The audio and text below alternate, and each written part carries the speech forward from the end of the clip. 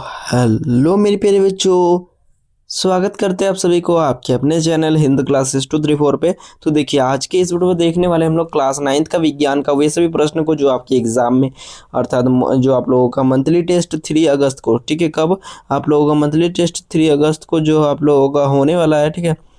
तो उसके लिए हम लोग लेके आ गए वे सभी प्रश्न को जो आपके एग्जाम में डायरेक्ट हो बहू मैच करेंगे, ठीक है। तो ये ये विज्ञान का होने वाला है, साइंस का, ठीक है। साइंस का होने वाला है, तो इसीलिए वीडियो को शुरू से लेकर अंत तक देखना है। और वीडियो को अगर स्टार्ट कर दिए तो बीच में काट के जाइएगा तो बहुत बड़ी भूल कर दीजिएगा आप, इसीलिए पूरा वॉच करना है, ठीक है। पूरा वॉच कीजिएगा और 20 में 20 आप मार्क्स स्कोर कीजिएगा, ठीक है। और हमारे चैनल के साथ जुड़े रहना है। जितना सारा वीडियो हम लोग आप लोगों का क्लास का डालेंगे वो सभी क्लास का मतलब आपको वो सभी वीडियो देख लेना है और 100% आपका 20 में 20 मार्क्स स्कोर कर लीजिएगा, ठीक है।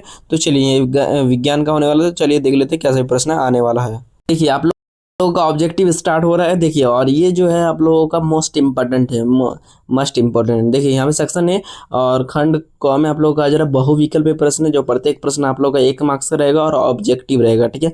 देखिए तो पहला क्वेश्चन है, निम्नलिखित में से कौन सा एक जो है विलयन या फिर सॉल्यूशन का उदाहरण है, ठीक है। तो यहाँ पे देखिए दूध, सोडा, जल, धुआं और उसके बाद मिट्टी का मिश्रण, ठीक है। तो यहाँ पे जो सॉल्यूशन या फिर विलियन, ठीक है, विलियन का कौन सा उदाहरण। विलियन मतलब जो किसी भी पदार्थ में पूरी तरीके से, ठीक है, जो पानी में पूरी तरीके से मिल जाता है तो उसको क्या कहा जाता है, सॉल्यूशन कहा जाता है। तो सोडा वाटर, ठीक है, क्या हो जाएगा, सोडा वाटर, सोडा जल, ठीक है। नेक्स्ट क्वेश्चन देखिए, जल या फिर कह सकते हैं जल को क्या होता है, जल का सूत्र होता है H2O में हाइड्रोजन और ऑक्सीजन का क्या हो रहा है, द्रव्यमान का अनुपात क्या हो रहा है। ये जो है मस्ट इम्पॉर्टेंट, यहाँ पे मोस्ट इम्पॉर्टेंट, ठीक है। यहाँ पे IMP कर देते हैं, ठीक है, IMP मतलब मोस्ट इम्पॉर्टेंट क्वेश्चन है, ठीक है। ये क्वेश्चन आप लोगों को सभी क्वेश्चन में मतलब रिपीट होने का और आपके एग्जाम में भी ये हो बहु छपेगा, ठीक है। तो ये देख लीजिएगा, ये मोस्ट इम्पॉर्टेंट है। तो यहाँ पे देखिए तो H2O में यहाँ पे उसका द्रव्यमान का अनुपात ज्ञात करने के लिए बोल रहा था H2O, ठीक है। हाइड्रोजन का मतलब द्रव्यमान अनुपात कितना होता है, 2 होता है। और ऑक्सीजन का कितना होता है, 16 होता है, ठीक है। मतलब 2:16। अगर इसको काट देंगे तो 1:8, 1:8 होगा, ठीक है। तो ऑप्शन नंबर आप लोग कौन सा हो जाएगा, ऑप्शन नंबर 1 करेक्ट आंसर हो जाएगा, ठीक है।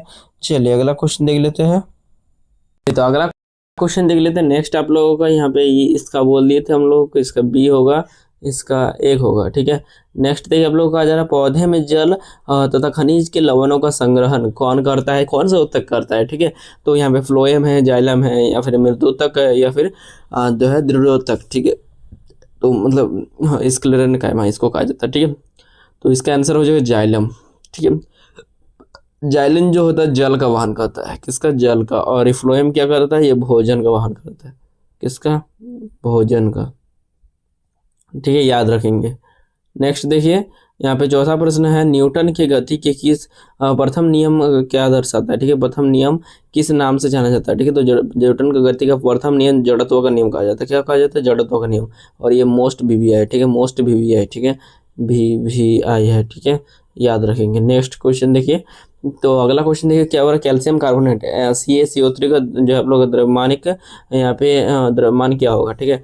तो इसका द्रव्यमान, ठीक है, यहाँ पे देखिए Ca कोबाल्ट होता है, ठीक है। तो Ca का द्रव्यमान होता है 40 और कार्बन का होता है 12 और मतलब ऑक्सीजन का होता है 16, ठीक है। तो 16 यहाँ पे 3 दिया हुआ है, ठीक है। तो यहाँ पे मतलब ऑक्सीजन का 8 होता है, ठीक है, 8 16 24 होगा, इसीलिए कितना होगा यहाँ पे 40 ही होगा, यहाँ पे 12 होगा और यहाँ पे 1 का मान है, ठीक है।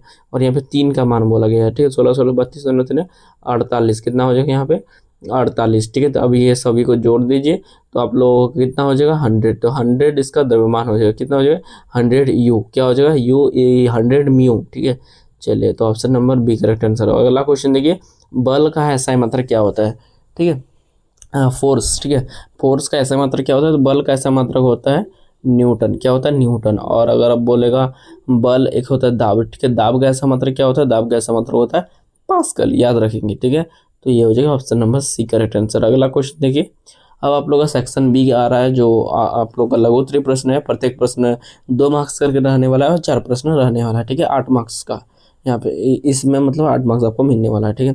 तो देखिए यहाँ पे पहला क्वेश्चन आपकी स्क्रीन पर आ चुका है और कहा जा रहा है कि समांगी और विसमांगी मिश्रण में उदाहरण स्पष्ट कीजिए, ठीक है। तो देखिए समांगी, ठीक है, वह मिश्रण जिसमें जो आप लोगों को घटक समान रूप से मिले होते हैं और उनकी बनावट समान होती है, जैसे कि जल में चीनी का घोल, ठीक है। चलिए अगला क्वेश्चन देखिए, यहाँ पे विसमांगी मिश्रण, वह मिश्रण जिसमें जो है घटकों का जो आप लोग का वितरण असमान होता है, जिसके भौतिक भाग पृथक दिखाई देते हैं, मतलब जिसको अलग किया जा सकता है, ठीक है। मतलब जैसे कि पानी में अगर पत्थर को डाल देंगे तो ये मिलेगा पूरे तरीके से, नहीं अलग नहीं कर सकते, तो यहाँ पे अलग इसमें नहीं किया जा सकता, जैसे कि अब बालू और लोहे के जो आप लोग का छन का मिश्रण, ठीक है। अगला क्वेश्चन देखिए, नेक्स्ट आप लोगों का यहाँ पे आठवां प्रश्न, आठवां प्रश्न कहा जा रहा है आप लोगों का संवेग, ठीक है, मोमेंटम, ठीक, मोमेंटम किसे कहते हैं और इसका ऐसा मतलब देखिए। तो संवेग क्या हो रहा है, किसी वस्तु के द्रव्यमान और उसके वेग के गुणनफल को संवेग कहते हैं। किसी वस्तु के वेग और द्रव्यमान के गुणनफल को क्या कहते हैं, किसी वस्तु के वेग, किसी वस्तु के द्रव्यमान, किसी वस्तु के द्रव्यमान, द्रव्यमान मतलब होता है मास, मास और वेग, ठीक है, क्या होता है वेग, वेग मतलब होता है भी, वेलोसिटी, ठीक है। वेलोसिटी, द्रव्यमान और वेग के अनुपात को क्या कहते हैं, संवेग कहते हैं, संवेग को कहता है पी, ठीक है। तो पी बराबर होता है एम बी, यही हो गया फॉर्मूला, ठीक है। तो पी बराबर एम बी, ये हो गया सूत्र। और इसका ऐसा मतलब क्या बोला गया, ऐसा मतलब और सूत्र लिखिए, तो ऐसा मतलब क्या होता है, इसका ऐसा मतलब होता है के जी मीटर, के जी इंटू क्या होता है, के जी इंटू मीटर प्रति सेकेंड, ठीक है, ये होता है, ठीक है, याद रखेंगे, के जी मीटर, ठीक है, किलोग्राम मीटर प्रति सेकंड, ठीक है। चलिए अगला क्वेश्चन देखिए, 9 नंबर, क्या बोला आप लोगों का, यहाँ पे विभाज्यतक किसे कहते हैं और इसके दो प्रमुख लक्षण लिखिए, ठीक है। तो देखिए विभाज्योतक, ठीक है, क्या हो रहा, पौधे में पाए जाने वाले वे उत्तक जिनकी जो है आप लोगों का कोशिकाओं में निरंतर जो है विभाजित होते हैं, विभाजित, निरंतर विभाजित होने की क्षमता होती है, उन्हें विभाजित कहते हैं।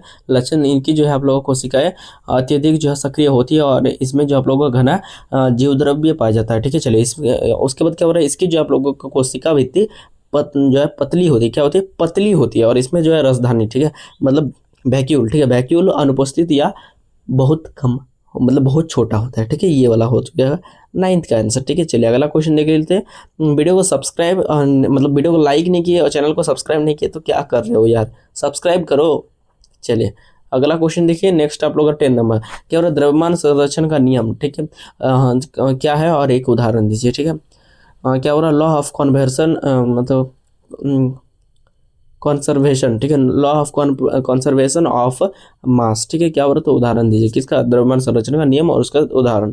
तो देखिए द्रव्यमान संरक्षण का नियम क्या होता है, द्रव्यमान संरक्षण के नियम अनुसार किसी भी रासायनिक अभिक्रिया में द्रव्यमान का ना तो सृजन होता है, या फिर कह सकते हैं किसी द्रव्यमान संरक्षण के नियम अनुसार द्रव्यमान का ना तो कभी निर्माण होता है और ना ही विनाश होता है, तो इसी को द्रव्यमान संरक्षण कहते हैं, ठीक है। तो इसी प्रकार का द्रव्यमान संरक्षण के नियम अनुसार रासायनिक अभिक्रिया में द्रव्यमान का ना तो सृजन किया जा सकता है और ना ही विनाश, ठीक है, अर्थात जो अभिक्रियाओं में कारकों, ठीक है, रिएक्टर्स का कुल द्रव्यमान जो उत्पादों मतलब प्रोडक्ट्स के जो है कुल द्रव्यमान के बराबर होता है। चलिए आंसर समझ में आया कि नहीं, वीडियो को लाइक जरूर करेंगे, इतना अच्छा से समझा दे रहे हैं ना, वीडियो को लाइक और चैनल को सब्सक्राइब कर लेंगे।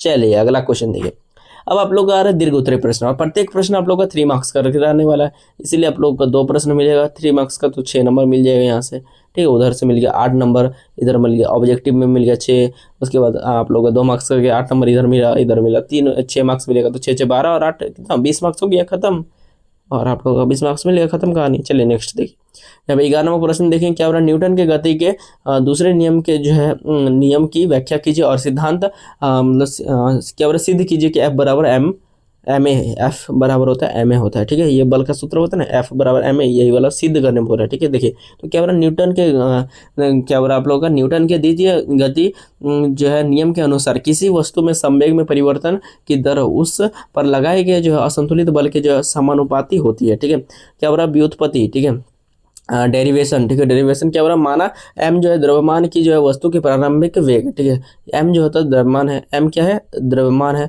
और यहाँ पे देखिए m क्या है, द्रव्यमान है, और प्रारंभिक वेग भी u है और अंतिम वेग भी है, ठीक है। तो यहाँ पे प्रारंभिक वेग बराबर क्या होता है, p बराबर होता है mu, ठीक है, और अंतिम वेग क्या होता है, p2 बराबर होता है mv, ठीक है। चलिए उसके बाद संवेग में परिवर्तन p बराबर होता है m into v minus you, ठीक है, ये हो गया संवेग, संवेग में परिवर्तन। उसके बाद देखिए समय, ठीक है, समय t में जो आप लोग का संवेग परिवर्तन की दर, ठीक है, देखिए तो यहाँ पे समानुपाती दिया हुआ है p E M into V minus U बटा टी बराबर एम है, ठीक है। चूँकि जो है आप लोगों का ए क्या होता है, चूँकि त्वरण ए और बराबर दिया हुआ आप लोग वी माइनस यू बटा टी, ठीक है, ये वाला आपको दिया हुआ है। आरोपित बल एफ बराबर एम ए, ठीक है। तो एफ बराबर के एम ए, जहाँ के एक है तो अंततः एम बराबर एम ए, ठीक है। ये सिद्ध हो गया, ठीक है। समझ में आ रहा होगा यार, इतना आप लोग नॉलेजेबल हो, ठीक, कि समझ सकते हो, ठीक है। चलिए अगला देखिए, नेक्स्ट आप लोगों का, नेक्स्ट देखिए यहाँ पे कहा जा रहा है आप लोगों का जो आप लोगों का कोलाही, क्या हो रहा है, कोलाइडल, ठीक है। कोलाइडल विलयन, वास्तविक विलयन और निलंबन विसरण में क्या अंतर है, इसके गुणधर्मों का है जो आप लोगों का संतुलन वर्णन कीजिए, ठीक है। क्या हो रहा है आप लोगों का, सॉरी, तुलनात्मक वर्णन कीजिए, ठीक है। क्या हो रहा है, कणों का आकार जो आप लोगों को वास्तविक विलयन के कण सबसे छोटे, ठीक है। मतलब एक एन एम, ठीक है, एक एन एम से भी छोटे होते हैं, ठीक है। मतलब एक एन एम से छोटे होता है, ठीक है, एक से भी छोटा होता है। और जो आप लोगों का कोलाइड, ठीक है, जो कोलाइड होता है, कोलाइड का जो होता है एक एन एम से जो आप लोग का 1000 एन एम के बीच होता है, ठीक है। तथा निलंबन के कण जो होते हैं बड़ा होते हैं, 1000 एन एम से भी बड़ा होता है, ठीक है, निलंबन का कण, ठीक है। उसके बाद देखिए क्या हो रहा है, पारदर्शिता हुआ जो आप लोग का स्थायित्व, ठीक है। क्या हो रहा है, वास्तविक जो आप लोग का विलयन, ठीक है, वास्तविक विलयन पारदर्शी और जो आप लोग का स्थायी होता है, ठीक है। और क्या हो रहा है आप लोग का, कोलाइड विसमांगी दिखते हुए भी जो स्थायी होते हैं, जबकि निलंबन अस्थायी होता है और कुछ समय के बाद जो है कण जो है नीचे बैठ जाता है, ठीक है। ये वाला आपका दूसरा पॉइंट। उसके बाद है आप लोगों का टिंडल प्रभाव, टिंडल प्रभाव, ठीक है। कोलाइड विलयन और निलंबन प्रभाव, निलंबन प्रकाश की किरण को फैलाते हैं और टिंडल प्रभाव दर्शाते हैं, ठीक है। वास्तविक जो है, जबकि वास्तविक जो आप लोगों का विलयन जो है टिंडल प्रभाव नहीं दर्शाता, ठीक है। चलिए अगला आज के लिए इतना ही, फिर मिलते हैं अगले वीडियो में। बाय, जय हिंद, जय भारत, वंदे मातरम, जय झारखंड, बाय बाय।